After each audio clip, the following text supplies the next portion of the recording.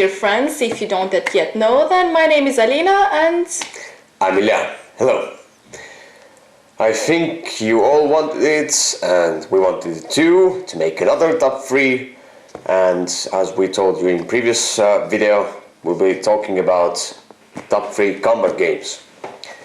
Now, I wanted to name this category war games at first, but the thing is that the war game definition for me is just like a plain war game, and we don't really play them, you know, and we have maybe 1 or 2 of them. One of them is played, one of them is unplayed, so there's not much choice. Can't really make top 3. Yeah, so I thought of making it a combat games list, and that's the list where there are some games that are hybrid games that have a lot of combat in them, but you cannot really call them war games, in my opinion. These are the games that I chose and gave this definition to our friends and to Alina to choose, but for each his own, and he can, you know, you have your own understanding maybe of what is a combat game for you. So for me it's like a game with a lot of conflicts, combats, but it is not a war game. It's not completely all that. It's a hybrid of something else, even a Euro or something like that. It doesn't have to be, in my opinion, doesn't have to be hybrid, but the combat should be key or main thing in there, or really important mechanic. So okay, let's go. Yep. To number 3s. And my number 3, my number 3 is Catacombs. As you can see, it's not a war game. Maybe some would not even consider it a combat game. I do. Catacombs is a flicking game. Yes. But it's a dungeon crawling game as well. But you have lots of combats in there by flicking discs. Basically what you do, you have a group of heroes and a villain.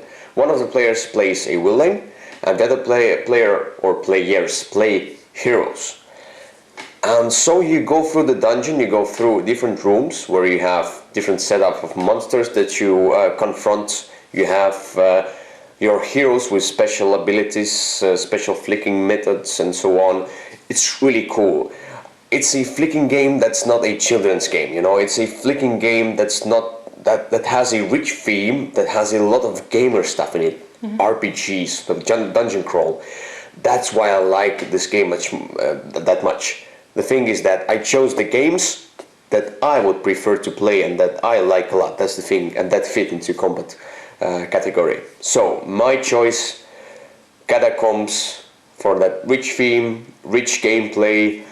A lot of this wow and emotions and cute artwork.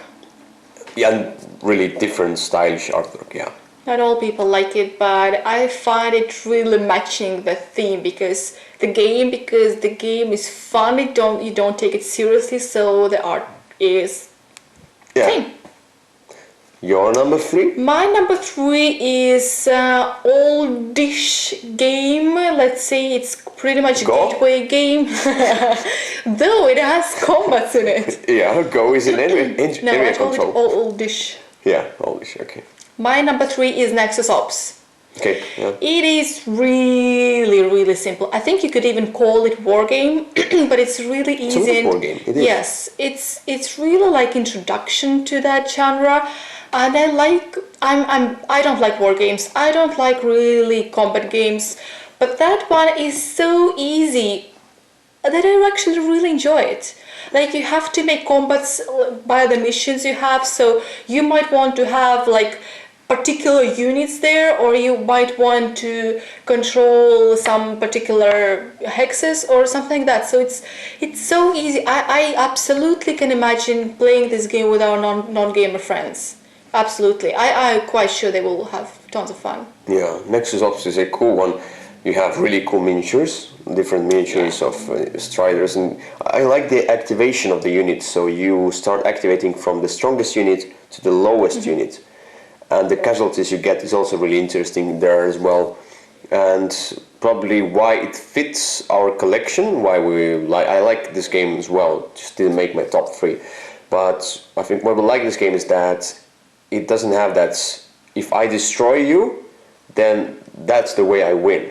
it has these mission cards, and mission cards are about controlling some hexes or doing some stuff. And about destroying. You must win. No, yeah, but for example, there must be one human miniature in a combat while you combat. For example, on this particular hex. So and then you get points of that. You know, so you don't have to win and destroy someone all the time. And these are like small skirmish fights. Yes, what I like in the games quite a lot as well, that if you are destroyed or if you lose the combat, you're not defeated.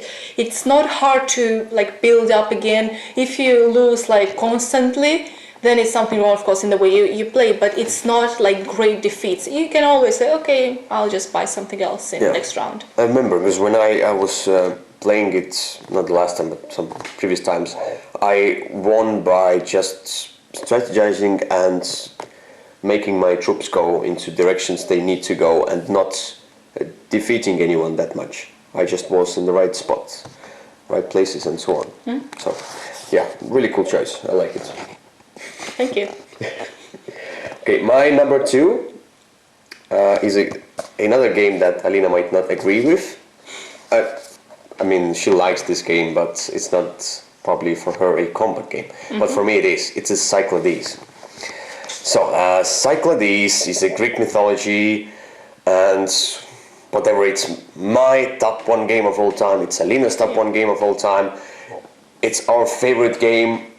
Of course, it must be on the list, but it's a number 2 spot. And that's the thing. I love this game, but as a combat game, the combat isn't. It's really important in there because it's all about combat. You want to conquer islands, keep your islands, defend your islands. For me, it's combat. For me, I feel like I conquer something, I keep something. Even with the Titans expansion, you get even more of that combat because you are on the same island.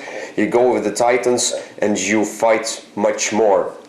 But in Cyclopes, I call it a hybrid of a war game and a bidding or like a Euro game.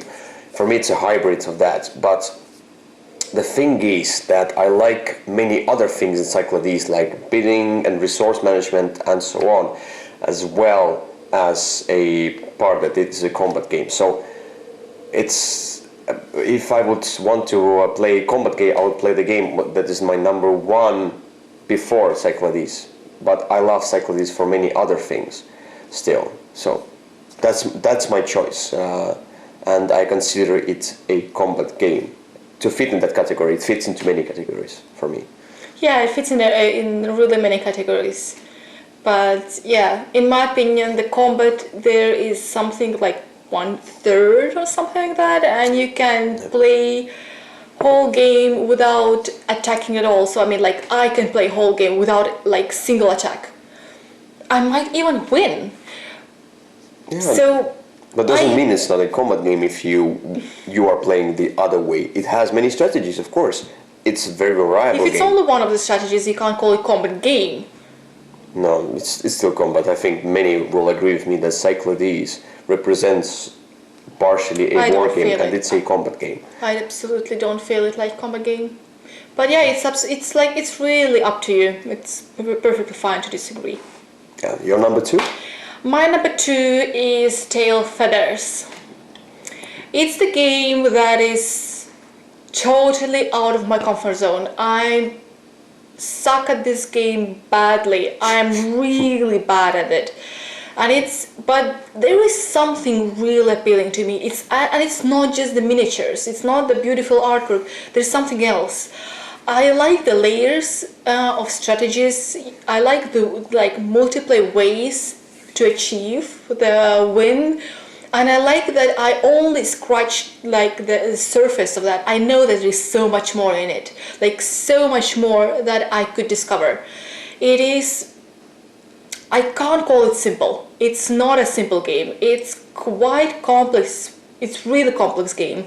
By all the rules, when you can attack, when is a melee attack, when you cannot attack, and all that.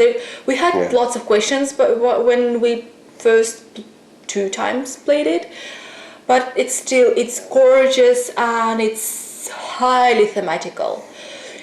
That high thematical might have given a bit fiddliness, but I can really survive that because I like games that make sense, where I feel that it is so logical. I can totally understand why the rule is here.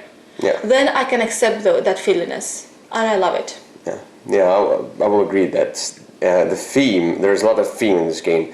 Thus, it creates feelings because you have you have feathers, you have trees, landing on a tree, perched bird, flying birds, and so on, drifting leaves, and that many small things that creates its own universe within this game because it's the same, let's say, genre or the same aerial combat, for example, as X-Wing or Star Trek or Attack Wing, but this game gives you a whole different experience. So if you are an X-Wing lover, then you should still try Tall Feathers. It's really different because you feel really different, even though the combat is like area combat, going in the past. But even the past work very interestingly, and tilting birds and so on. So I don't know. It's just so much different. It didn't make my lists right now because probably it's not my type of game as well. And of course there are, but it's still a really good game. It would be maybe my top 5. In my top 5 of combat games, probably. Because we have all like 6 of them. I need to play. Yeah, but still, I need to play it more. Let's say I like this game, and I just need to play it more. Yes. To consider it a really good game that I could put in some tops. So, but yeah, Tail Feathers is a really cool game. You should check it out if you have a chance. And the birds are gorgeous. The mice, and you have pilots, so you combine the birds and pilots. Mind blowing. So, to number ones. Yep. My number one, of course. No surprise. Of course. I don't think there will be any surprise. For your number one, maybe it's the same. My number one, your number one, for anyone, it's not a secret. I'm quite sure of that. Is it starting from B? Is it 2 words, B and R? Is it so? Yeah. Okay, it's Blood Rage. Yes. It's your number one as well. Obvious. It's so obvious, honestly. Who have ever played this game should agree that this is maybe, like, if you consider war games, that be the best war game, but if you consider combat games, then it's best out there. I really agree, it's a masterpiece. It's incredible. That's why I changed the category into combat games instead of war games, because I don't consider Blood Rage to be a war game. Yeah, you don't have a real war there. You try to control the areas, and you have those it's a small hybrid. skirmishes. It's like a sort of a perfect hybrid where you don't have any particular category to it. But Blood Rage itself, of course, you have a gorgeous art, miniatures, and so on. This is so cool. You cannot buy me with gorgeous miniatures that much, because when I saw it on Kickstarter, I was like, oh, another like miniatures game. He bashed it. Yeah, I bashed it badly. It's like, whatever, I don't want it. Just additional, pointless. But we got it. But we got it from a Secret Santa. Thank you. Big thanks to him. So there was no other option than try the game. But that time we were so intrigued by that hype. Good feedback of the game. So it's like, okay, maybe we could actually try it. And this is like still biggest regret that we didn't back it. Absolutely. Due to all the Kickstarter exclusives, I hate exclusives. Sometimes. Yeah, we want the Fenrir badly, and those tiny like. Fenrir, oh yeah, we'd like to have this, but whatever. Yeah. So let's go to the game. Not bashing the Kickstarter and so on. So the game itself, you get a drafting mechanic. I'm not fond of drafting mechanic normally, but here it works really well. And every time you, for example, when you play the first round, you get like really cool cards. And like, oh, I cannot choose. Well, this is a cool card. This is a cool card. Okay, now I chose something. Then you go into the next age, and you're like, oh my, these are even cooler. Like, oh my, oh, I cannot choose. Oh, let's choose. Then you go into the third age. It's like mind blowing. Even better cards, you know. The game goes up a mountain, and that's cool. That's a great choice, designer's choice, because you get better and better and better, and you get better and better cards. That's harder choices because you have to look at the board. And what I like about this game, you don't have to win battles all the time. Although you just add to drafting. Yeah. I really want to. I'm sorry for interrupting. When you draft the cards, sometimes like there's lots of games have the drafting mechanic with the idea that I will know what other will get, but in most games, in so many games, it doesn't work. You don't remember. But in this game, you have such a like particular choice. I know that he needs that, and that makes me decide: shall I take it, or how big is the chance that there are two cards that I want? How big is the chance that this card will come back within a round with me and I will get it? So in this game, this drafting mechanic really works. Yeah. Just ignore our neighbors. Yeah. But let's go further. Blood Rage. Well, I talked about that you don't have to win all the battles, although you get lots of points, and you spend range and you get some other things. Yeah, you can like boost stats. Yeah, you get points from there, but you can also get points from releasing your troops from Valhalla. But how you get in Valhalla, you should die. So you get points for dying, for losing battles also. Which is really thematical. One of the coolest things is that if you just basically choose one card to play. Like you have the troops, you do the battle, and then each one of you chooses, whoever is in the battle chooses a card to play down. The winner will discard a card that he played. Losers will get the card back. Yes.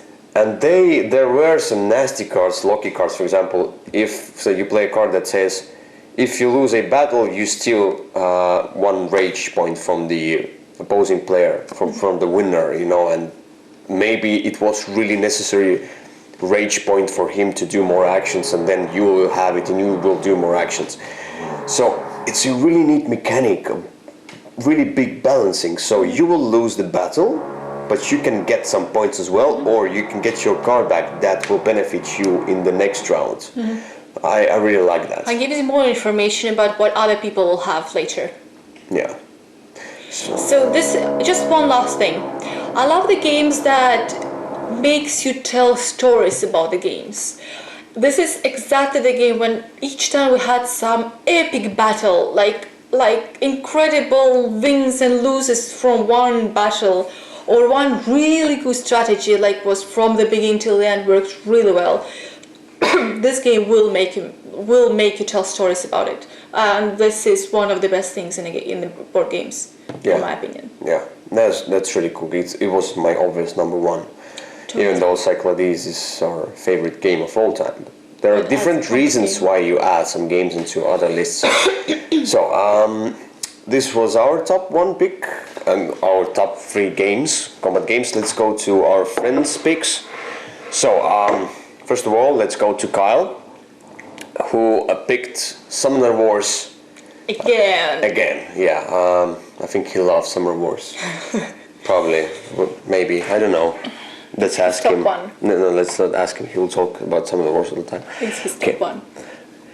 And he says, the game is all about combat and command of an army. Special abilities, events make each army unique, and enormous effort has gone into balancing the sides to make sure combat feels tense. Additionally, the fact that the fallen enemies fuel future summons encourages aggression, and the tight board prevents anyone from hiding in a corner. The game is combat from turn 1. We played Summoner Wars. I would agree with that completely. You cannot hide. You can hide basically, but then your opponent will get to you really fast, and you will lose really fast. So it wasn't our style of game. It's like a chess-like card-based combat game, but it's a combat game. Nothing else. Yeah, no questions about it. And this is a great game, definitely. Yeah, I know. I understand why it's a great game, just not our style. So, yeah. Let's go to next one. Margaret, or Maggie she says that her choice is 51st State, A New Era. 51st State, A New Era combine combat mechanics with resource management in a great way. Each turn is made up of a microtransaction. Make a contact token, build out a card, activate a card, destroy an opponent's locations, all done little by little. Players must wait until just the right moment to strike. It sounds really cool. We haven't tried 51st State. We have its successor, Imperial Settlers. But I feel that Imperial Settlers is too easy for me, and I have heard that 51st State is more gamery. That appeals to me. While we are going to say goodbye to our Imperial Settlers, I think quite soon, I'm actually thinking I would really love to try 51st State. I'm really intrigued. Yeah, although I'm not sure, as much as I have been learning about this game, I don't know if I could call it a combat game. It's almost the same, thing as with Cyclopes and the other things that where you feel what is the best, because for me it's a card game with resource management. What I saw from reviews and so on. But Arctic Scavengers is deck builder that I would call combat game, because you have skirmish phase. Each round you have a phase for that. So you see there are so many different definitions for each different person. What is a combat game for you? So, but why not? A really cool choice. We should try the first 51st State. So Jeff says that his favorite combat game is Kemet. This game appeals to both Euro and Ameritrash gamers. This game has tight scoring, so finding strategies that can overwhelm or deceive your opponent is a key. The game encourages combat, so anyone who likes to turtle is not going to survive. It is fun to gain the special powers that the game offers in order to customize how you play and enhance your strategies. The cool minis and production value of the game don't hurt either. I'm the one who likes to turtle. Cool minis. I'm bad at this game, that's the reason. Maybe, yeah, it's all about confrontation. In that game you have to be aggressive, you really have to go and attack. And I'm usually not that kind of person. But although it's done in you don't feel like it's a war game where you lose, because in every combat you will lose something, then you will come back. Then it's like the same with the Nexus Ops. When you lose, win, all the time you get some battles, and so on. So we have played Kemet for only once. We have the expansion. We haven't played the expansion yet, so we need to try it more. Maybe it would get into my top 3 even. But the thing is that we need to play it more, and it has really cool theme. I will agree, it has really cool minis and production. It's just stellar. It's Egyptian theme. I like the Egyptian theme as well. It's Egyptian fantasy. Yeah, and something like. But hybrid game it is as well, because you have these power tiles. I like the power tiles, and lots of it's like technology tree that you choose from. I like that. There are different strategies for different power tiles. And the other thing is I like the combat as well. I like how you choose cards, and you will not get cards until you played all of them. There are combat cards, if you remember. Not entirely. Basically, you have troops, and like in Blood Rage, you play a card and it adds a bonus. Okay. And maybe kills an opponent's miniature or something like that. And there's that thing that if you play these cards down, they will stay down until you play the last one, then you get them all back. Okay, I see. So sometimes you know what cards your opponent probably has, so you can confront him with another card. So that's cool.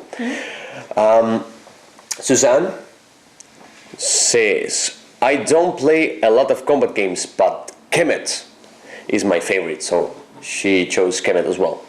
I love that you cannot turtle in Kemet. You must be on the offensive and aggression is rewarded. It's nice that the components are awesome too, with tons of minis for the players and some wonderful minis for the monsters you can recruit. Yeah, I would add the monster abilities are really cool there as well. I liked all the monsters. It's a bit opposite to Cyclopes, where you get the monster for one turn. Basically, you can keep him with expansion cards. But the thing is that you basically get it for one turn, then it's done. With Kemet, it's your pet now, and how you like to groom and whatever you want to do with that pet. So, but yeah, really cool. We should play Kemet. Now it reminded me that we need to play it. I really want. I never forgot that. Yeah, but we don't have time. Yeah. So let's go to the next one. Clive says that his favorite combat game is Atlas Duel for Divinity. Atlas Duel for Divinity. And he says, it has Magic the Gathering style of deck preparation and second-guessing your opponent, and then a unique combat environment with no randomness. It's like chess on drugs, in a good way. Wow. I saw this one. I do remember I showed you this one as well. I showed you this one at some point. It's like a 2-player combat game with some like a hexagonal. So not like the hexes are like as an art on the board, and you have troops on each side, and you go into each other. I don't remember. So it's like a very tactical, turn-based, you know. I saw that. I think it's just not for us. Based on reviews and so on, I thought that this is not for us. It may be too of that fantasy style and chess-like. It seemed to be chess-like, but Clive likes it a lot, so you should check it out definitely, because maybe it's for you. But I saw this one first. I was interested because it looked really cool. So check it out. Atlas Duel for Divinity. Zoe says Chaos in the Old World is her favorite combat game, and no comments. But as I heard, Chaos in the Old World is a father or mother to Blood Rage. Basically, the Blood Rage has lots of the same mechanisms as Chaos in the Old World, and I know that in Chaos in the Old World, the board is the art on the board is like a stretched skin, human skin. Yeah, it's like a devils and maybe, I don't know. I remember that I didn't like the game because it was all so dark. Like theme, not even theme, but the artwork and how it looks like, it's not for me. But now we have Blood Rage. That seems to be a bit similar to, not a bit, they are talking that it's very similar to Chaos in the Old World. The same designer as well, Eric Lang. So, Andres says, does X-Wing count? Yeah, sure, why not? Okay, so for it is easy to play, low entry price for a war game. It even improves your judgment of distance. Not sure about that much, although we have tail feathers. Yeah. Yeah, I don't know. Yeah, but yeah, X-Wing is really popular game for Fantasy Flight games. I think they have their company has grown a lot thanks to the X-Wing. But it's a collectible game. We haven't played it. I don't like this really. I'm not into Star Wars that much, and I don't like. I tried watching it. Failed. Okay. Yeah, like space is not for us, and it's a space combat. Plus just the miniatures combat game with one you have to measure distance is not our style. That's why I mentioned that Tail Feathers is really out of my comfort zone.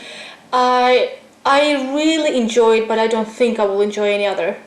And I don't think I will try any other. I don't even play my Attack Wing. That's similar to X-Wing, but it's with dragons. It's Dungeons and Dragons theme. Of course, it appealed me much more, so I bought the Attack Wing. I have played it, and I think it just a lot of that theme also is a part of if you will like the game or not. Yep. So, and the last one is Baker. Boards online, board offline, or the other way. Board online, board offline. Yeah, yeah, the same. So he says, my number one choice would very clearly be Splendor, because reasons. Just kidding. Actually, my number one combat game is hands down Star Wars Imperial Assault. There are so many combat options just in the base game alone. As a rebel, you are able to customize your characters with various skills and weapons in the campaign, and as the campaign progresses, you gain access to better and better versions of both of these. As the Imperial, you gain access to additional skills as well, and also have special cards called agendas that cause all kinds of grief for the rebels. All the customization creates some very unique interactions during combat. It continues. He probably likes the game very much. On top of all of this, there is also the skirmish mode of the game, which allows two opposing players to build a squad from scratch. In this mode, you also build a deck of command cards, which will give each player unique abilities during the game. He said, I think, everything that should be said about this game. We haven't played it. Yeah, sometimes you just cannot tell about the game in just one sentence. Yeah, one sentence. Yeah. We haven't played it, but we know that it got a big buzz because it was like Star Wars in a box, and now there's a new Star Wars Rebellion that came out. Now they're all saying that this is the Star Wars in a box. So they'll probably be coming out like Twilight Imperium in the Star Wars universe. Then they will say this is a Star Wars in a box. So there will always be some Star Wars in some boxes. It's like Star Wars. It's like a cat who loves boxes, I think. What the? I don't know. just random thing. No, sorry. No, yeah. these people really like Star Wars. Yeah. So cannot comment on this game, but I'm sure it's a really cool game. It's like based on Descent, and people love Descent, so it's the same just in Star Wars universe, and people love Star Wars. So I can't get hold of your cat. cats and boxes, But yeah, these were the choices from our friends. And our choices as well. You should tell us what are your choices for combat games, and argue with us, agree with me more based on psychology, and less with Alina. Arctic Scavengers is not a combat game, but It's the same. If you call Cyclopes combat game, then Arctic Scavengers has to be at least the same. I don't know. Okay, we already had a long argument about that. Yeah, I would call Scoville a combat game because you fight each other for peppers. You don't fight. Fight who will get. That's the thing. So we can. Rampage is a combat game. We destroy buildings. Yeah, you can like throw teeth out. But whatever. Okay. So this was top 3 combat games. Check us out next time when we talk about we talk about top 3 card games. That's a tough one. Yeah, that's a tough one, but I think you will like it. That should be interesting because I think we won't have too many intersections or too many overlaps. Yeah. So, and if you haven't yet subscribed to our channel and shared our channel, show it to your friends, relatives, whoever you want to, Grandmas, and cats to your cat. Show it to your cat as well. Please share. Please subscribe. Please share this video as well.